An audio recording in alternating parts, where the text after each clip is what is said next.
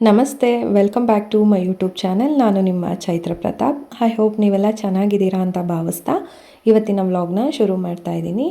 Friends, ಇವತ್ತಿನ ವ್ಲಾಗಲ್ಲಿ ಮೆಂತ್ಯ ಮುದ್ದೆನ ಯಾವ ರೀತಿ ಮಾಡೋದು, ಅಂದರೆ ಉದ್ದಿನಿಟ್ಟು ಅಂತ ಹೇಳಿ ಏನು ಕರಿತೀವಿ, ಅದನ್ನು ಯಾವ ರೀತಿ ಮಾಡೋದು, ಅದಕ್ಕೆ ಏನೆಲ್ಲ ಸಾಮಗ್ರಿಗಳನ್ನ ಹಾಕಬೇಕು, ಯಾವ ವಿಧಾನದಲ್ಲಿ ಮಾಡಬೇಕು ಅನ್ನೋದನ್ನು ಇವತ್ತಿನ ವ್ಲಾಗಲ್ಲಿ ತೋರಿಸ್ಕೊಡ್ತಾ ಇದ್ದೀನಿ. ಸೊ ವಿಡಿಯೋನ ಶುರು ಮಾಡೋಣ ಬನ್ನಿ. ಅದಕ್ಕೂ ಮುಂಚೆ ಹೊಸ್ದಾಗಿ ಯಾರು ನನ್ನ ಚಾನಲ್ನ ನೋಡ್ತಿದ್ದೀರಾ, ದಯವಿಟ್ಟು ಚಾನಲ್ನ ಸಬ್ಸ್ಕ್ರೈಬ್ ಮಾಡ್ಕೊಂಡು ನೋಡಿ. ನಮ್ಮ ಕಡೆ ಹೆಣ್ಮಕ್ಳು ಗಟ್ಟಿಮುಟ್ಟಿಯಾಗಿ ಚೆನ್ನಾಗಿರಲಿ ಅಂತ ಹೇಳಿ ಮೆಂತ್ಯ ಮುದ್ದೆನ ಮಾಡಿ ಕೊಡ್ತಾಯಿದ್ರು. ಮೈ ನೆರೆದಿರೋ ಅಂಥ ಹೆಣ್ಮಕ್ಳಿಗೆ, ಹಾಲುಣಿಸೋ ಅಂಥ ಬಾಣಂತಿಯರಿಗೆ ಮುಖ್ಯವಾಗಿ ಕೊಡೋ ಅಂಥದ್ದು ಮೆಂತ್ಯ ಮುದ್ದೆ. ಇನ್ನು ಇದನ್ನು ತಿನ್ನೋದ್ರಿಂದ ಆರೋಗ್ಯ ತುಂಬಾ ಚೆನ್ನಾಗಿರುತ್ತೆ. ಸೊಂಟಕ್ಕೆ ಬಲ, ತೋಳುಗೆ ಬಲ ಅಂತ ಹೇಳಿ ಕರೀತಾರೆ. ಮೆಂತ್ಯ ಮುದ್ದೆಗೆ ಏನೆಲ್ಲ ಪದಾರ್ಥಗಳನ್ನ ಬಳಸ್ತೀವಿ ಅಂತ ನೋಡೋಣ ಬನ್ನಿ. ನಾನಿಲ್ಲಿ 1/4 kg ಉದ್ದಿನಕಾಳನ್ನ ತೊಗೊಂಡಿದ್ದೀನಿ.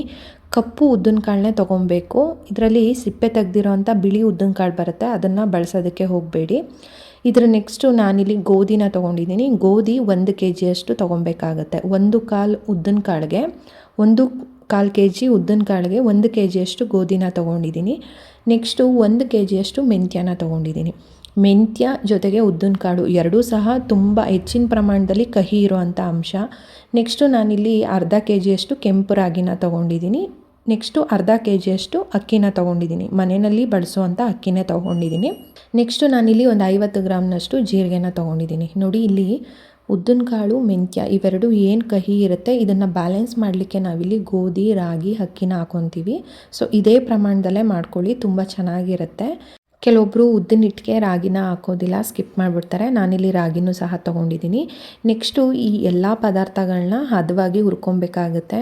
ಹುರಿಯೋದು ಸಹ ತುಂಬಾ ಇಂಪಾರ್ಟೆಂಟು. ನಾವು ನೀಟಾಗಿ ಕಾಳುಗಳನ್ನ ಹುರ್ಕೊಳ್ಳಿಲ್ಲ ಅಂತ ಅಂದರೆ ಹಿಟ್ಟು ಚೆನ್ನಾಗಿ ಬರೋದಿಲ್ಲ. ಹಾಗಂತ ಉರಿ ಜಾಸ್ತಿ ಕೊಟ್ಟು ತುಂಬಾ ಜಾಸ್ತಿ ಹುರಿದ್ವಿ ಅಂದ್ರೂ ಸಹ ಅದು ಟೇಸ್ಟು ಚೆನ್ನಾಗಿರೋದಿಲ್ಲ. ಒಂದು ಹದವಾಗಿ ಹುರ್ಕೊಬೇಕು. ಹಾಗಿದ್ರೆ ಯಾವ ಥರ ಗೊತ್ತಾಗುತ್ತೆ ಅಂದರೆ, ನಾವಿವಾಗ ಉದ್ದಿನಕಾಳನ್ನ ಹುರಿತಿದ್ದೀವಿ ಅಂದರೆ ಅದ್ರ ಫ್ಲೇವರ್ ಬರುತ್ತೆ. ಆ ಫ್ಲೇವರ್ ಬರೋವರೆಗೂ ಸಹ ನಾವು ಕಾಳನ್ನು ಒಂದು ಮೀಡಿಯಮ್ ಹುರಿನಲ್ಲಿ ಕೊಟ್ಟು ನೀಟಾಗಿ ಹುರ್ಕೊಬೇಕಾಗುತ್ತೆ. ನೆಕ್ಸ್ಟು ನಾನಿಲ್ಲಿ ಗೋಧಿನ ಹಾಕ್ಕೊಂಡಿದ್ದೀನಿ. ಗೋಧಿನೂ ಅಷ್ಟೇ ಪ್ರತಿಯೊಂದ್ರದ್ದು ಅದರದ್ದೇ ಫ್ಲೇವರ್ ಬರುತ್ತೆ. ಅಂದರೆ ಗೋಧಿ ಹುರಿವಾಗಲೂ ಅಷ್ಟೇ ಅದ್ರ ಫ್ಲೇವರ್ ಬರುತ್ತೆ. ನೆಕ್ಸ್ಟು ಮೆಂತ್ಯ ಹುರಿವಾಗಲೂ ಅಷ್ಟೇ ಆ ಮೆಂತ್ಯದ ಆ ಫ್ಲೇವರ್ ಬರೋವರೆಗೂ ಸಹ ನಾವು ಹುರ್ಕೊಬೇಕಾಗುತ್ತೆ. ಈ ರೀತಿ ನೀಟಾಗಿ ಎಲ್ಲ ಪದಾರ್ಥಗಳನ್ನ ಹದವಾಗಿ ಹುರ್ಕೊಂಡು ಒಂದು ಪಾತ್ರೆಗೆ ಹಾಕೊಬೇಕು.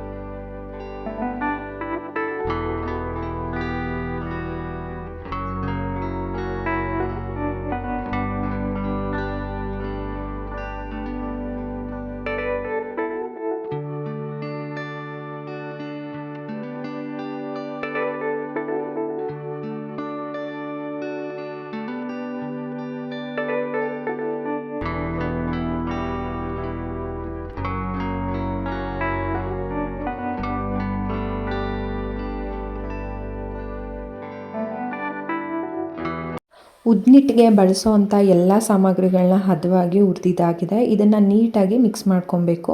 ಯಾಕೆಂತಂದರೆ ಒಂದ್ರ ಮೇಲೆ ಒಂದು ಕಾಳುಗಳನ್ನ ಹಾಕ್ತಾ ಬಂದಿದ್ದೀವಿ ಅಲ್ವಾ. ಸೊ ಹಾಗಾಗಿನೇ ನೀಟಾಗಿ ನಾವು ಮಿಲ್ ಮಾಡಿಸೋದಕ್ಕೂ ಮುಂಚೆ ಒಂದು ಸಲ ನೀಟಾಗಿ ಮಿಕ್ಸ್ ಮಾಡ್ಕೊಬೇಕಾಗುತ್ತೆ. ತುಂಬ ಬಿಸಿ ಇರುವಾಗಲೇ ನಾವು ಮಿಲ್ಗೆ ಹೋಗೋದು ಬೇಡ, ಸ್ವಲ್ಪ ಪ್ರಮಾಣ ತಣ್ಣಗಾಗಬೇಕು.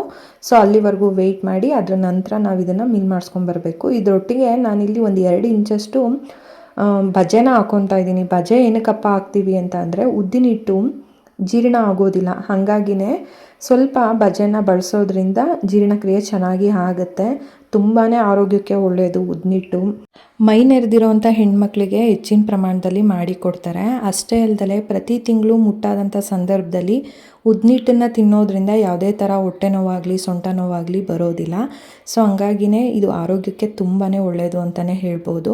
ನೋಡಿ, ನಾನು ಇದನ್ನು ಮಿಲ್ ಮಾಡಿಸಿ ತಂದಿದ್ದೀನಿ. ಹಿಟ್ಟು ಈ ರೀತಿ ಚೆನ್ನಾಗಿ ಬಂದಿದೆ. ಇದ್ರ ಘಮ ಎಲ್ಲ ಮನೆ ತುಂಬಾ ಇದೆ. ಮಾಡಿಸಿದ ದಿನ ಅಂತೂ ಇದ್ರ ಘಮ ಎಲ್ಲ ಪೂರ್ತಿ ಮನೆ ತುಂಬ ಆವರಿಸ್ಕೊಂಡಿತ್ತು ಅಂತಲೇ ಹೇಳ್ಬೋದು.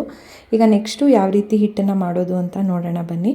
ಒಂದು ಪಾತ್ರೆಗೆ ನಾನಿಲ್ಲಿ 1 ಮುದ್ದೆ ಅಷ್ಟು ಮಾಡ್ಕೊತಾ ಇದ್ದೀನಿ. ಸ್ವಲ್ಪ ನೀರನ್ನು ಹಾಕ್ಕೊಂಡು ಸ್ವಲ್ಪ ಉಪ್ಪನ್ನು ಹಾಕ್ಕೊತಾ ಇದ್ದೀನಿ, ಸ್ವಲ್ಪ ತುಪ್ಪನ ಹಾಕ್ಕೊತಾ ಇದ್ದೀನಿ. ಕೆಲವೊಬ್ಬರು ಇದು ಕಹಿ ಇರುತ್ತೆ ಅಂತ ಹೇಳಿ ಬೆಲ್ಲನ ಬಳಸ್ತಾರೆ. ನಾನಿಲ್ಲಿ ಬೆಲ್ಲನ ಬಳಸೋ ಅಭ್ಯಾಸ ಇಲ್ಲ, ಹಾಗಾಗಿ ಉಪ್ಪನ್ನು ಹಾಕ್ಕೊತಾ ಇದ್ದೀನಿ. ನಿಮಗೆ ಹೆಂಗೆ ಅನುಕೂಲ ಆಗುತ್ತೆ ಆ ರೀತಿ ನೀವು ಮಾಡ್ಕೊಬೋದು. ಸ್ವಲ್ಪ ಹಿಟ್ಟನ್ನು ಹಾಕಿ ನೀಟಾಗಿ ಮಿಕ್ಸ್ ಮಾಡ್ಕೊಬೇಕು. ಅದಾದಮೇಲೆ ಈ ರೀತಿ ಕುದಿ ಬಂದಮೇಲೆ ಅಂದರೆ ಉದ್ದಿನ ಹಿಟ್ಟಿನ ಹಸಿಟ್ಟೇನಿದೆ ಅದನ್ನು ಹಾಕ್ಕೊಬೇಕಾಗುತ್ತೆ. ಅದನ್ನು ಹಾಕಿ ನೋಡಿ ಈ ರೀತಿ ಮಾಡ್ಕೊಬೇಕು. ಇದನ್ನು ನೀಟಾಗಿ ಒಂದು 15 ನಿಮಿಷಗಳ ಕಾಲ ಬೇಯಲಿಕ್ಕೆ ಬಿಡಬೇಕು. ಉದ್ನಿಟ್ಟು ಚೆನ್ನಾಗಿ ಬೇಯಿಸಬೇಕು. ಸೊ ನಾವು ಬರೀ 5 ನಿಮಿಷ ಅಥವಾ ಒಂದು 3 ನಿಮಿಷ 4 ನಿಮಿಷ ಎಲ್ಲ ಬೇಯಿಸಿ ತಿನ್ನಲಿಕ್ಕೆ ಹೋಗಬಾರ್ದು. ಕಮ್ಮಿ ಅಂದರೂ ಒಂದು 15 ನಿಮಿಷಗಳ ಕಾಲ ಈ ರೀತಿ ಮುದ್ದೆನ ಹೊಂದಿಸಿ ನಾವು ಬೇಯಲಿಕ್ಕೆ ಇಡಬೇಕು. ಈ ರೀತಿ ನೀಟಾಗಿ ನಾವು ರಾಗಿ ಮುದ್ದೆ ಯಾವ ರೀತಿ ಮಾಡ್ಕೊತೀವಿ ಅದೇ ಥರನೇ ಆ ಹಂತದಲ್ಲೇ ಅದಕ್ಕೇ ನಾವು ಮಾಡ್ಕೊಬೇಕಾಗುತ್ತೆ. ಈ ರೀತಿ ನೀಟಾಗಿ ಹೊಂದಿಸ್ಕೊಬೇಕು. ಹೊಂದಿಸಾದ್ಮೇಲೆ ಒಂದು 15 ನಿಮಿಷಗಳ ಕಾಲ ಬೇಯಲಿಕ್ಕೆ ಬಿಡಿ. ನೋಡಿ, ಈಗ ಕರೆಕ್ಟಾಗಿ ನಾನು ಒಂದು ಮುದ್ದೆನ ಮಾಡ್ಕೊತಾ ಇದ್ದೀನಿ. ಇದನ್ನು ನಾವು ಪ್ರತಿದಿನ ತಿನ್ನಲಿಕ್ಕೆ ಆಗಲಿಲ್ಲ ಅಂದ್ರೂ ವಾರಕ್ಕೆ ಒಂದು 2 ಸಲ 3 ಸಲನಾದರೂ ಸೇವನೆ ಮಾಡೋದ್ರಿಂದ ಆರೋಗ್ಯಕ್ಕೆ ತುಂಬಾ ಒಳ್ಳೆಯದು. ಸೊಂಟಕ್ಕೆ ಬಲ, ತೋಳಿಗೆ ಶಕ್ತಿ ಅಂತ ಹೇಳಿ ಕರೀತಾರೆ. ಹೆಣ್ಮಕ್ಳಿಗೆ ಎಕ್ಸ್ಪೆಷಲಿ ಕೊಡುವಂಥದ್ದು. ಗಂಡ್ಮಕ್ಳು ಸಹ ತಿನ್ಬೋದು ಇದನ್ನು, ಅವರೇನು ತಿನ್ನಬಾರ್ದು ಅನ್ನೋ ಥರ ಏನೂ ಇಲ್ಲ. ನೋಡ್ತಾ ಇರ್ಬೋದು ಎಷ್ಟು ಚೆನ್ನಾಗಿ ಬಂದಿದೆ ಅಂತ. ನಾನು ರಾಗಿ ಬಳಸಿರೋದ್ರಿಂದ ಸ್ವಲ್ಪ ಕಲರು ಈ ಥರ ಕಾಣಿಸ್ತಿದೆ. ಇದನ್ನು ನಾವು ತುಪ್ಪದಲ್ಲಾದರೂ ಸೇವನೆ ಮಾಡ್ಬೋದು ಅಥವಾ ಹುಚ್ಚೆಳ್ಳೆಣ್ಣೆ ಅಂತ ಹೇಳಿ ಸಿಗುತ್ತೆ, ಅದರಿಂದ ತಿಂದ್ರೂ ಟೇಸ್ಟು ತುಂಬಾ ಚೆನ್ನಾಗಿರುತ್ತೆ. ನೋಡಿದ್ರಲ್ಲ ಫ್ರೆಂಡ್ಸ್, ಯಾವ ರೀತಿ ಉದ್ನಿಟ್ಟನ್ನು ಮಾಡೋದು ಅಂತ. ಸೊ ಈ ಥರ ಒಂದು ಆರೋಗ್ಯಕರವಾಗಿರೋವಂಥ ರೆಸಿಪಿನ ನಿಮ್ಮ ಮನೆಗಳಲ್ಲಿ ಮಾಡಿಕೊಂಡು ನೀವು ತಿನ್ನಿ ಅಂತ ಹೇಳ್ತಾ ಈ ವಿಡಿಯೋನ ಇಲ್ಲಿಗೆ ಎಂಡ್ ಮಾಡ್ತಾ ಇದ್ದೀನಿ. ನೀವೆಲ್ಲ ಪೂರ್ತಿಯಾಗಿ ನೋಡಿದ್ದೀರಾ ಅಂತ ಭಾವಿಸ್ತೀನಿ. ಇಷ್ಟ ಆಗಿದರೆ ದಯವಿಟ್ಟು ಲೈಕ್ ಮಾಡಿ, ಯೂಸ್ಫುಲ್ ಅನಿಸಿದ್ರೆ ಯಾರಿಗಾದರೂ ಶೇರ್ ಮಾಡಿ, ಹೇಗಿದೆ ಅಂತ ಕಮೆಂಟ್ ಮಾಡಿ. ಹೊಸದಾಗಿ ಯಾರೆಲ್ಲ ನೋಡ್ತಾ ಇದ್ದೀರಾ ದಯವಿಟ್ಟು ಚಾನಲ್ನ ಸಬ್ಸ್ಕ್ರೈಬ್ ಮಾಡ್ಕೊಂಡು ನೋಡಿ ಅಂತ ಹೇಳ್ತಾ ಮತ್ತೆ ನೆಕ್ಸ್ಟ್ ವಿಡಿಯೋದಲ್ಲಿ ಸಿಗ್ತೀನಿ. ಅಲ್ಲಿವರೆಗೂ ಸಿ ಯು, ಬಾಯ್ ಸ್ನೇಹಿತರೆ. Thank you.